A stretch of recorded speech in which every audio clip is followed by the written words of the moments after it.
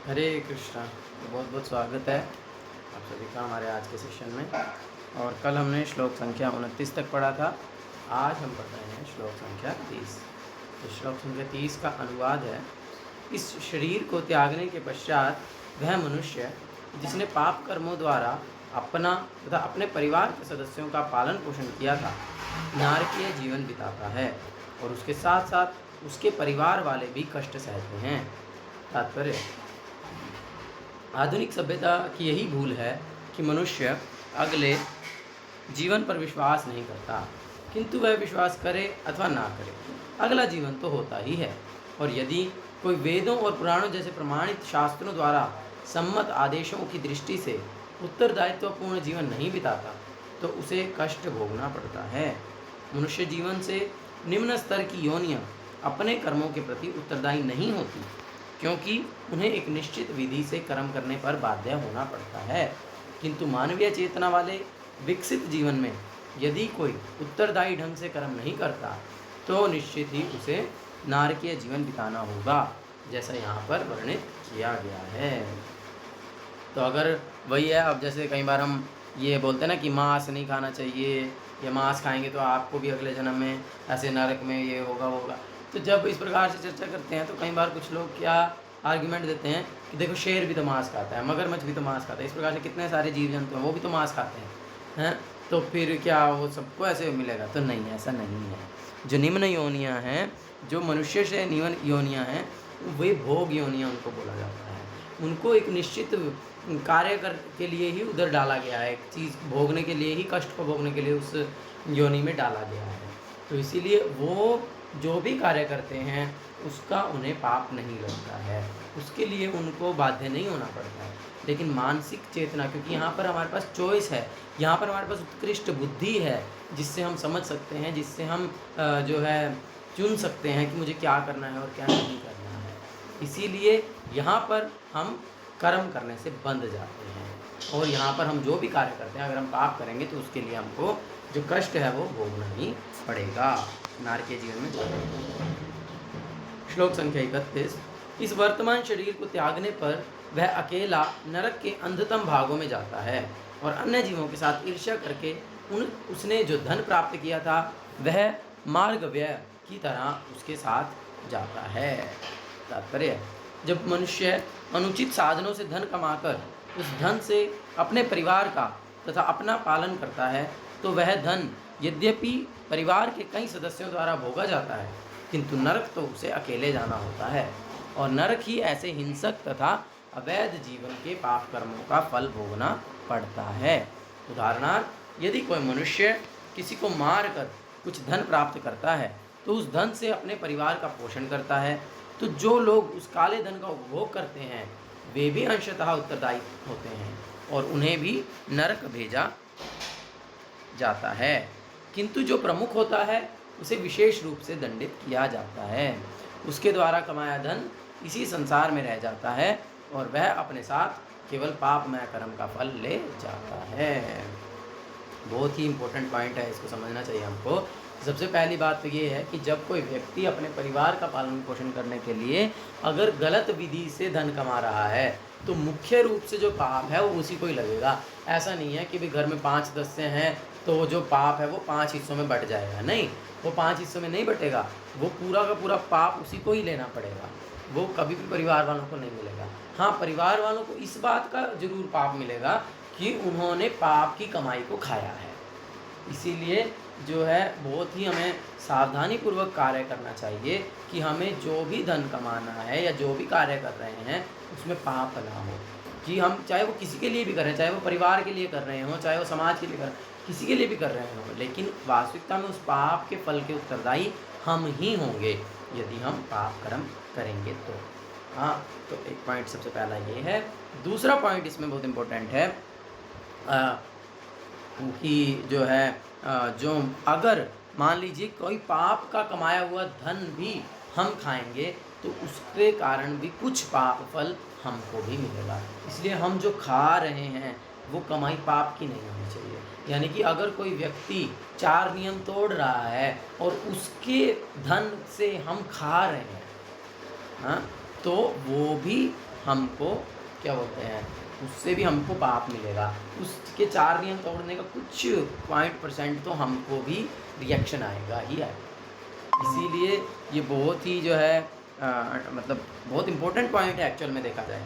और इसीलिए गुरु महाराज पर्सनली बहुत मतलब बिल्कुल मना करते हैं हम लोगों को कि हम लोग कभी भी, जैसे हम तो अब ब्रह्मचारी जीवन या सन्यासी जीवन का तो अर्थ है कि वो भिक्षा पर जीते हैं, तो हम भिक्षा लेते हैं, लेकिन जो 4 नियम पालन नहीं करते हैं, जो जप नहीं करते हैं, ऐसे लोगों का जो धन है वो कभी भी खाने के लिए प्रयोग नहीं किया जाता। गुरु महाराज बहुत स्ट्रिक्टली इसको मना किए हैं कि आप लोग जो भी डोनेशन लेते हो, अगर वो भक्त के द्वारा नहीं दिया गया है, भक्त में अगर वही 4 नियम पालन नहीं करता, जप नहीं करता है, तो ऐसे व्यक्ति के धन को खाने में प्रयोग नहीं करना है।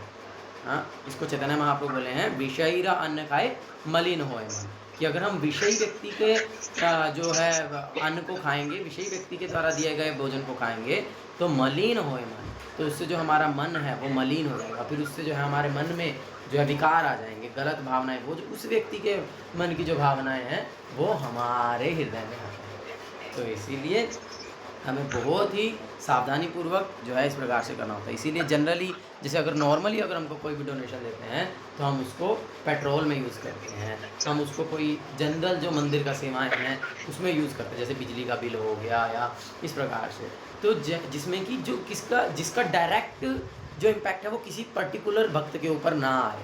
अगर मान लीजिए उसको कुछ हम कुकिंग करेंगे, उससे कुछ बना करके खाएंगे, वो तो जो खाएगा सबके ऊपर ही उसका इफेक्ट आ जाएगा। लेकिन जैसे बिजली का बिल है वो तो इनडायरेक्ट है, या जैसे गाड़ी का खर्चा है, पेट्रोल का, गाड़ी को रिपेयर करने का, तो ये सब जो है ये इनडायरेक्ट खर्चे हैं और ये डायरेक्टली किसी पर्टिकुलर भक्त से कनेक्टेड नहीं है, सबके लिए होते हैं। तो इसीलिए वहाँ पर इस धन को प्रयोग किया जा सकता है। ये जैसे मंदिर बनाना है, मंदिर का किराया देना है, इन सब चीज़ों में ऐसे धन को प्रयोग किया जाता है, और जनरली खाने के लिए ऐसे धन को प्रयोग नहीं किया जाता। तो इसीलिए ये बहुत ही महत्वपूर्ण जो है पॉइंट है। और इसमें एक बहुत और कहानी भी मुझे याद आ रही है कि जैसे जब मृगारी की कहानी है ना, जब नारद मुनि और मृगारी का जो संवाद है कि जब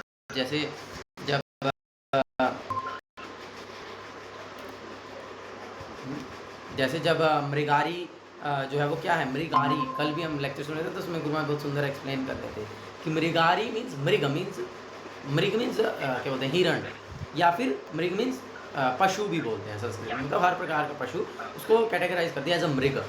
तो मृग और आरी मीन्स दुश्मन, तो जो दुश्मन है पशुओं का, हाँ, तो इस प्रकार से जो पशुओं का दुश्मन है वो मृगारी है। तो वो क्या करता था, वो शिकार करता था, शिकारी था, शिकार करता था, तो क्या करता था, जो जानवर थे उनको अधमरा छोड़ देता था, मतलब उनको तीर इस प्रकार से मारता था कि वो पूरा मरते भी नहीं थे और पूरा जीवित भी नहीं जाते थे। तो अधमरी स्थिति में जो है वो उनको छोड़ देता था, वो तड़प के धीरे धीरे फिर मरता था जी। तो इस प्रकार से वो करता था और उसमें बड़ा ही आनंद लेता था।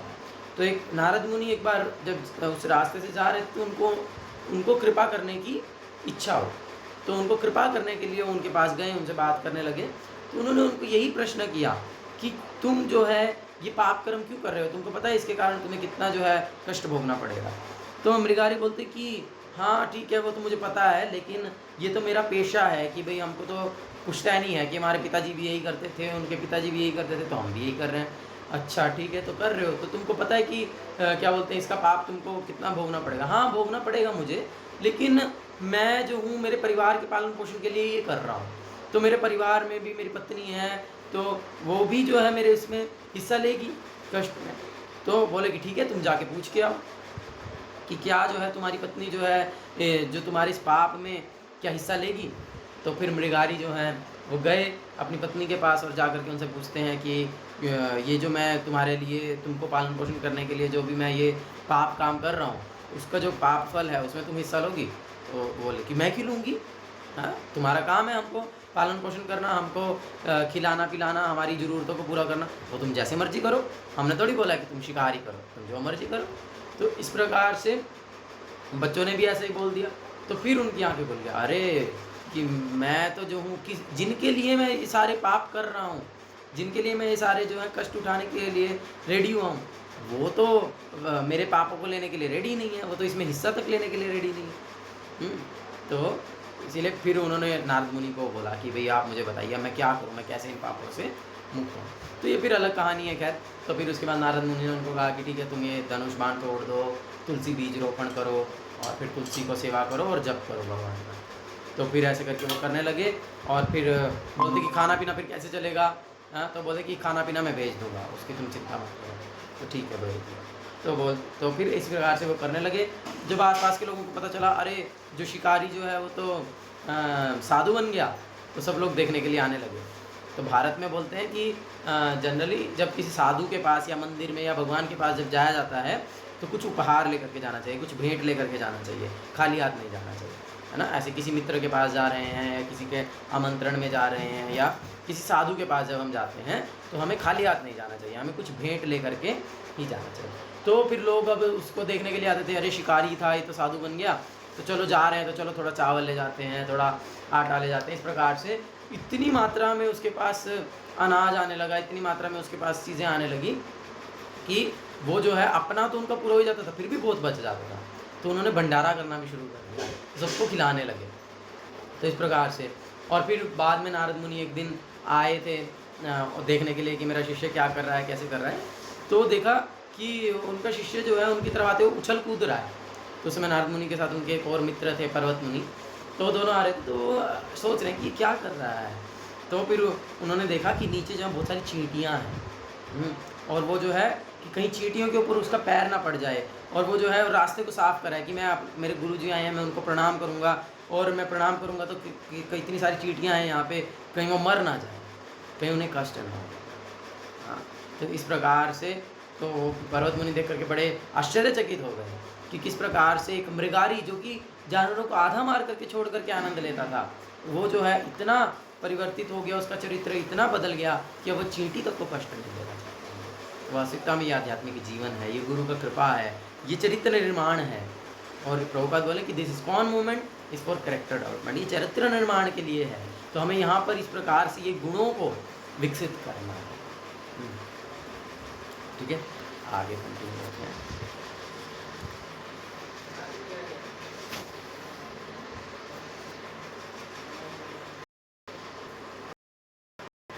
स्टार्टिंग से मिल जाएगा। अरे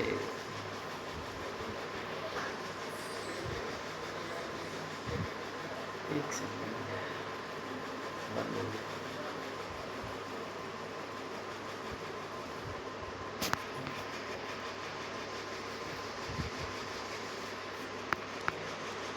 हम लोग पढ़ रहे थे श्लोक संख्या 31 ना, इस वाले पेज पे। यस, यहाँ तक हो गया। तो कोई और पढ़िए।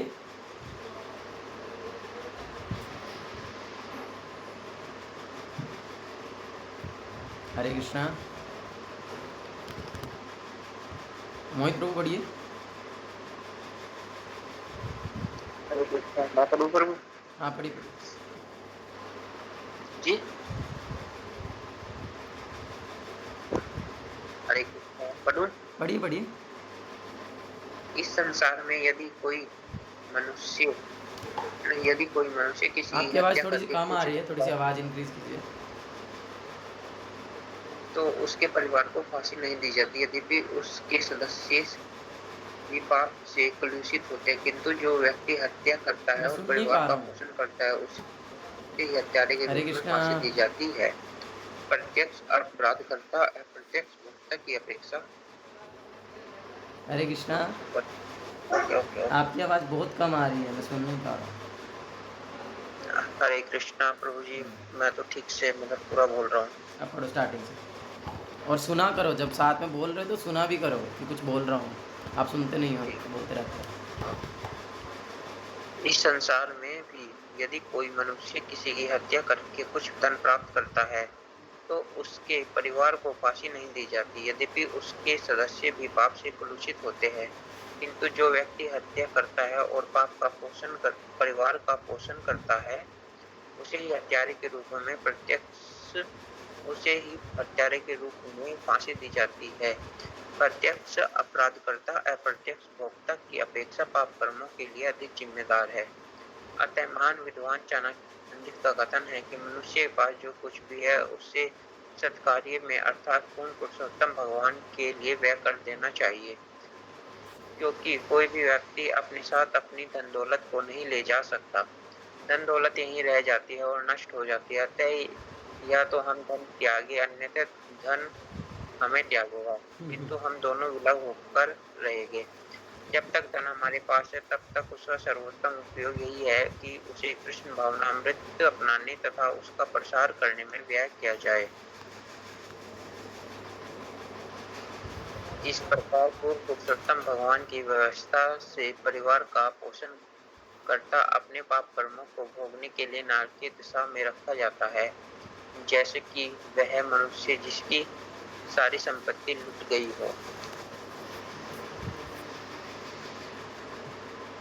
यहाँ पर दिया गया दृष्टांत बताता है कि पापी मनुष्य को वैसा ही कष्ट होता है जैसा कि किसी मनुष्य को अपनी संपत्ति लुट जाने पर। बद्ध जीव को अनेक जन्मों के बाद मनुष्य का शरीर प्राप्त होता है और यह एक बहुमूल्य निधि है, किंतु यदि कोई व्यक्ति मुक्ति प्राप्त करने के लिए इस जीवन का उपयोग नहीं करता वरन अपने तथाकथित परिवार के पालन पोषण में ही उसे लगाता है और इस तरह मूर्खतापूर्ण तथा अवैध कर्म करता रहता है, तो वह उस व्यक्ति के सदृश है जो अपनी सारी संपत्ति लुट जाने पर शोक करता है। संपत्ति लुट जाने पर शोक करने से क्या लाभ, किंतु जब तक संपत्ति रहे तब तक उसका समुचित उपयोग करके शाश्वत लाभ प्राप्त करना होता है। यहाँ पर यह तर्क दिया जा सकता है कि जब मनुष्य पाप कर्मों द्वारा अर्जित धन छोड़कर मर जाता है तो वह अपने धन के साथ पाप कर्म भी यहाँ छोड़ जाता है, किंतु यहाँ पर विशेष उल्लेख है कि देवी व्यवस्था से यद्यपि वह अपने पाप कर्म द्वारा अर्जित धन पीछे छोड़ जाता है, किंतु इसके प्रभाव को अपने साथ ले जाता है। यदि कोई व्यक्ति कुछ धन चुरा ले और पकड़ा जाए तथा उस धन को लौटाने के लिए राजी हो जाए तो उसे अपराध दंड से बरी नहीं किया जाता। राज्य के कानून के अनुसार भले ही वह धन लौटा दे, किंतु उसे दंड भोगना ही पड़ता है। इस प्रकार अपराध कर्मों द्वारा अर्जित धन मरते समय वह भले ही मुक्त हो जाए, किंतु दैविक व्यवस्था के अनुसार इसके फल को वह अपने साथ ले जाता है, अतः उसे नारकीय जीवन भोगना पड़ता है। देखो कितने सुंदर सुंदर उदाहरणों के साथ कितना प्रैक्टिकली प्रभुपाद जी ने एक्सप्लेनेशन दिया किस प्रकार से जो ये सारा कार्य करता है। अच्छा ठीक है, आगे कोई और पढ़िए, श्लोक संख्या 33। हरे कृष्ण। अतः जो व्यक्ति आवाज थोड़ा सा बढ़ाइए, बहुत कम से अपने परिवार तथा कुटुंबियों का पालन करने के लिए उत्सुक रहता है वह निश्चय ही अंध तामिष्ट नामक गहनतम नरक में जाता है। तात्पर्य इस श्लोक में 3 शब्द अत्यंत महत्वपूर्ण है। केवलेन का अर्थ है केवल साधनों से, अर्धमेण का अर्थ है पापपूर्ण या अधर्मिक, तथा कुटुंब वर्ण का अर्थ है परिवार का पालन पोषण। निश्चय ही परिवार का पालन करना गृहस्थ का कर्तव्य है, किंतु जैसे शास्त्रों में बताया गया है उसे जीविका शास्त्र सम्मत विधि से ही कमानी चाहिए। भगवद गीता में बताया गया है कि देखो यहाँ पर ना अब वही बात है कि मैं यही सोच ही रहा था अभी कि यहाँ पर एक मिसकंसेप्शन आ सकती है। क्या मिसकंसेप्शन? कि भाई यहाँ पर तो परिवार का पालन करने के लिए मना ही किया जा रहा है। तो ऐसा नहीं है कि परिवार का पालन करने से या परिवार वालों का ध्यान रखने से, पत्नी का ख्याल रखने से, बच्चों की ज़रूरतों को पूरा करने से मना किया जा रहा है। नहीं, ये मिसकंसेप्शन मतलब हमको नहीं लाना है। यहाँ पर केवल ऐसा करने को मना किया गया है कि केवल मतलब एक गृहस्थ का कार्य केवल ऐसा नहीं है कि बस पत्नी को खुश रखना और बच्चों को खुश रखना, उनका पालन पोषण करना, उनकी केयर करना, बस यही नहीं है। उसके अतिरिक्त आध्यात्मिक कार्य करना भी है, भगवान की सेवा करना भी है, उनको भी भगवान से जोड़ना भी है। ये यहाँ पर क्लियर किया गया है। और जैसे यहाँ पर जो ये श्लोक है जिसका ये अनुवाद है उसमें ये 3 शब्द आते हैं जिसको प्रभुपाद एक्सप्लेन कर रहे हैं। केवलेन अधर्मेण कुटुंब वर्णेन वा, ऐसे करके श्लोक है, मैं सुना हूँ, बड़ा अच्छा श्लोक है। यहाँ पे बोला केवल मीन्स सिर्फ गलत का माध्यमों से ही, साधनों से हैं, और जो है अधर्मेण, केवल अधर्मेण, केवल पापपूर्ण तरीके से ही कुटुंब वर्णेन, जो परिवार का पालन पोषण करने में लगे हुए हैं। तो ये उन लोगों की बात हो रही थी। जैसे यहाँ पर प्रभुपाद जी बता भी दिए कि एक्चुअल में परिवार का पालन करना ही तो गृहस्थ का कर्तव्य है, लेकिन उसे वो किस तरीके से करना चाहिए, वो शास्त्र सम्मत विधि ही होना चाहिए। वो उसको जानना चाहिए कि शास्त्र सम्मत विधि क्या है। वो शास्त्र सम्मत विधि से ही जीविका को कमाना है, पाप करके जीविका को नहीं कमाना है। घर वाले पाप ना करें और उनको किसी भी तरह से पाप के लिए प्रोत्साहित नहीं करना है। इस प्रकार से एक गृहस्थ को कर्तव्य है कि वो अपने परिवार का पालन पोषण करे, लेकिन वो शास्त्र सम्मत तरीके से करे। ये बहुत जरूरी है। भगवद गीता में बताया गया है कि भगवान ने सामाजिक पद्धति को 4 वर्णों या जातियों में उनके गुण तथा कर्म के अनुसार विभाजित किया है। भगवद गीता के अतिरिक्त प्रत्येक समाज में मनुष्य उनके गुण तथा कर्मों के अनुसार ही जाना जाता है। उदाहरणार्थ, लकड़ी का फर्नीचर बनाकर जीविका कमाने वाला बढ़ाई कहलाता है और लोहे तथा निहाई में काम करने वाला लुहार कहलाता है। इसी प्रकार चिकित्सा या इंजीनियर क्षेत्र में लगे मनुष्य के विशेष कार्य तथा उपाधियां होती हैं। परमेश्वर ने इस समस्त मानवीय कर्मों को 4 वर्णों में विभाजित किया है, जिनके नाम है ब्रह्म जो बुद्धिमान एवं पुरोहित वर्ग है, क्षत्रिय योद्धा एवं प्रशासक वर्ग में है, वैश्य व्यापारी एवं किसान वर्ग तथा शूद्र श्रमिक वर्ग। भगवद गीता तथा अन्य वैदिक शास्त्रों में ब्राह्मण, क्षत्रिय, वैश्य तथा शूद्र के विशिष्ट कर्तव्यों का उल्लेख है। मनुष्य को अपनी योग्यता की तो यहाँ पर जो है बहुत क्लियर उदाहरण के साथ प्रभुपाद ने एक्सप्लेन किया है कि जब भी हम ये वर्ण व्यवस्था की बात करने के लिए जाते हैं, कि जब भी ब्राह्मण, क्षत्रिय, वैश्य, शूद्र की बात आती है, तो इसको नेगेटिव सेंस में ही हमेशा समझा जाता है, लेकिन एक्चुअल में ये नेगेटिव सेंस में नहीं है। ये बहुत प्रैक्टिकल तरीका है इस जो पूरा समाज है उसको विभाजित करने का, और ये विभाजन गलत नहीं है। ये विभाजन उसी प्रकार से है जिस प्रकार से लोहे के काम करने वाले को लोहार कहते हैं, लकड़ी के काम करने वाले को बढ़ई कहते हैं। उसी प्रकार से जो बुद्धिमान और पुरोहित वर्ग है उसे ब्राह्मण कहते हैं, जो योद्धा और प्रशासक हैं उन्हें क्षत्रिय कहते हैं, जो व्यापारी हैं, किसान हैं, उन्हें वैश्य कहते हैं, और जो क्षमिक हैं उन्हें शूद्र कहते हैं। तो इसमें कुछ भी गलत नहीं है। और यहाँ पर क्या समझने की आवश्यकता है कि ये चारों एक अलग अलग स्तर पर अलग अपना अपना स्थिति में कार्य कर रहे हैं। अब बढ़ई, अब हम कहें कि भाई बढ़ई तो ऊपर है और लोहार नीचे है या सुनार ऊपर है, तो ये फिर कंपैरिजन सही नहीं है। अब सुनार, अब कोई कह सकता है कि वो तो महंगा काम करता है, सोने का काम करता है, उसकी तो बड़ी दुकान होती है, वो तो एसी होता है, बड़ा चमकीला शोरूम होता है, और लोहार की तो बेचारी गंदी सी दुकान होती है, तो लोहार का काम नीचे हो गया और सुनार का काम ऊपर हो गया। नहीं, ऐसा नहीं है, क्योंकि सुनार का ही कार्य कर सकता है, वो लोहे का कार्य नहीं कर सकता। लोहार ही लोहे का कार्य करेगा, है ना।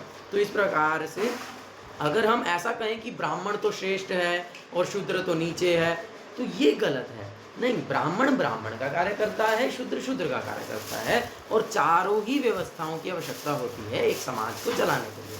जिस प्रकार से एक शरीर को, है ना, इसको एक्चुअल में एक शरीर से भी कंपेयर किया गया है कि जिस प्रकार से एक शरीर को चलाने के लिए उसमें सिर भी चाहिए, दिमाग भी चाहिए, हाथ भी चाहिए रक्षा करने के लिए, पेट भी चाहिए पालन पोषण करने के लिए, और पैर भी चाहिए जो है सेवा करने के लिए, चलने फिरने के लिए। उसी प्रकार से एक समाज में ब्राह्मणों की भी आवश्यकता है, क्षत्रियों की भी आवश्यकता है, वैश्यों की भी आवश्यकता है, और शूद्रों की भी आवश्यकता है। लेकिन हम देखें अल्टीमेटली तो सब कुछ दिमाग से चलता है ना। हाँ, तो इसीलिए जो ब्राह्मण जो समाज है, जो ब्राह्मण जो है, वो उसको कंपेयर किया गया बुद्धि से। वो बुद्धि होते हैं, मनुष्य शरीर में जो बुद्धि का कार्य है समाज में वो कार्य ब्राह्मण करते हैं। तो इसीलिए ब्राह्मणों का होना बहुत आवश्यक है समाज में, क्योंकि अगर दिमाग ही खराब होगा तो हाथ सही से काम नहीं करेंगे। हाथ काम तो करेंगे लेकिन वो मिसडायरेक्टेड होंगे। पेट जो है वो सही से कार्य नहीं कर सकता है, कहाँ जाना है कहाँ नहीं जाना, पैर सही से कार्य नहीं कर सकते हैं। अल्टीमेटली जो सारा सिस्टम है वो मन पे या दिमाग के ऊपर डिपेंडेंट है। तो इसीलिए जो पूरा समाज है वास्तविकता में वो ब्राह्मणों की गाइडेंस में चलता था, ब्राह्मणों की गाइडेंस में कार्य करना चाहिए, तब वो सुचारू रूप से चलता है।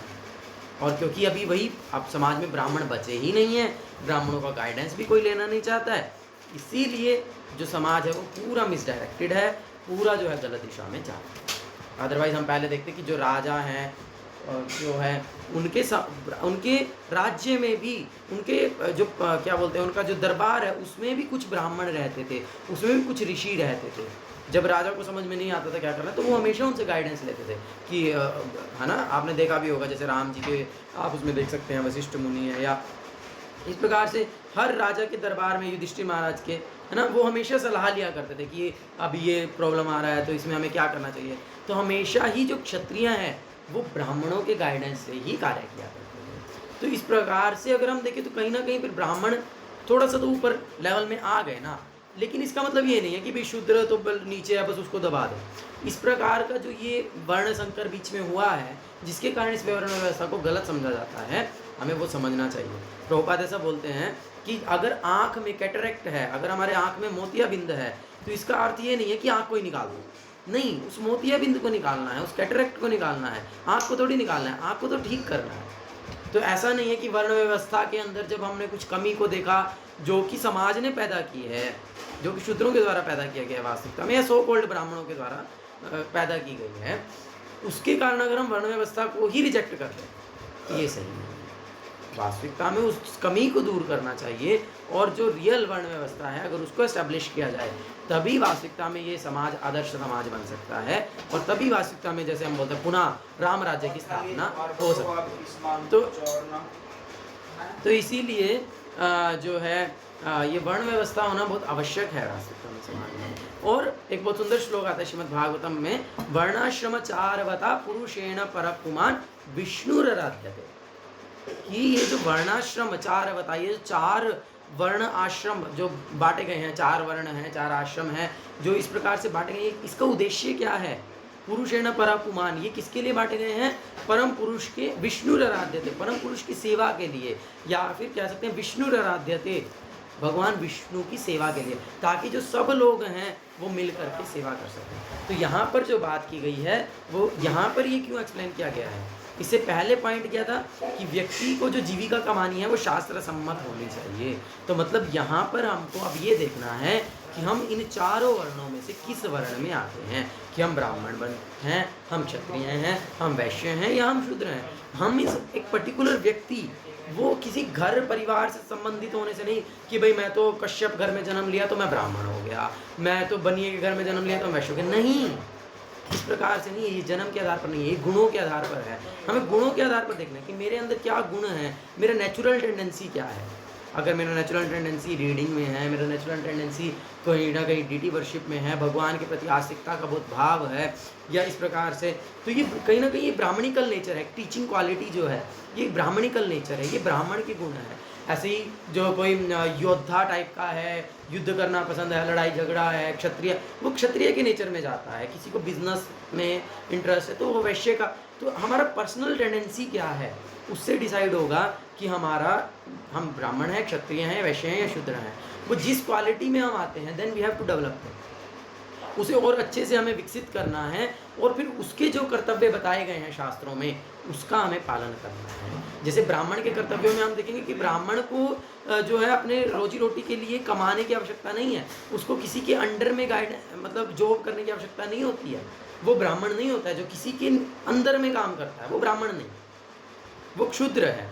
शूद्र ही किसी के अंडर में कार्य करता है। जो जॉब कर रहा है वो सब शूद्र है। जो अपना बिजनेस कर रहा है वो वैश्य क्लास में आता है। जैसे इन जनरल हम इसको चर्चा कर रहे हैं, जैसे जो आर्मी में है, पुलिस फोर्स में है, या जो पॉलिटिक्स में है, वो सब जो है क्षत्रिय उसमें जाते हैं।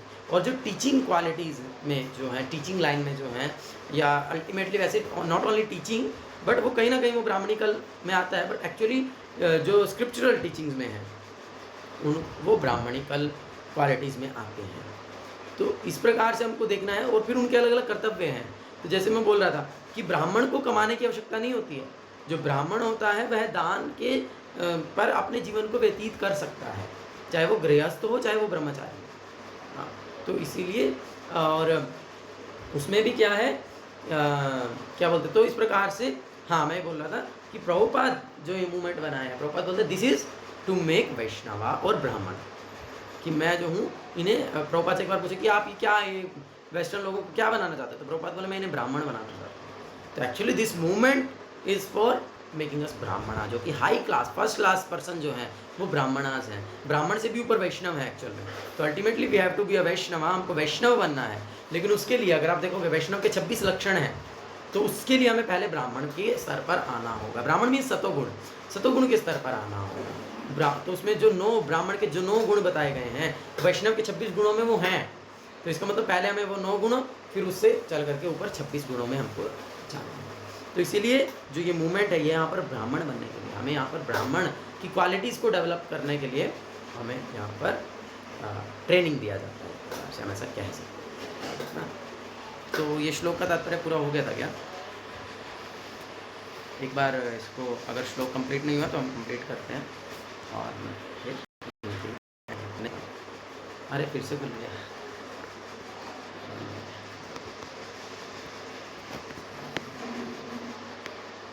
ठीक है, बस ये वाला श्लोक अभी आज कंप्लीट कर देते हैं, इसका तात्पर्य, और उसके बाद हम आज का सेशन वाइंड अप करेंगे।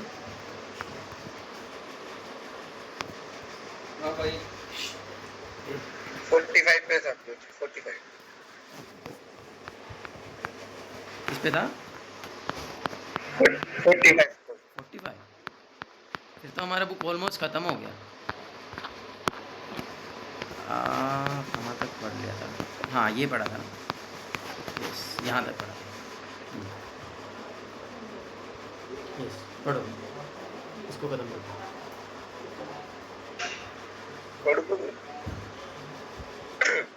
मनुष्य को अपनी योग्यता के अनुसार ईमानदारी से काम करना चाहिए। उसे अपनी आजीविका अनुचित ढंग से अथवा जिसके लिए वह योग्य ना हो उस तरह उपार्जन नहीं करना चाहिए।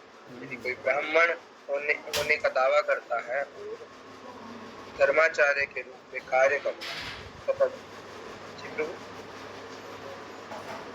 तथा जीवन की आध्यात्मिक शैली के बारे में ज्ञान प्राप्त करने के इच्छुक लोगों को आकर्षित करता है, किंतु यदि वह धर्माचार्य के रूप में योग्यता प्राप्त नहीं है तो वह लोगों के साथ धोखा करता है। मनुष्य को ऐसा अनुचित साधनों से धन नहीं कमाना चाहिए।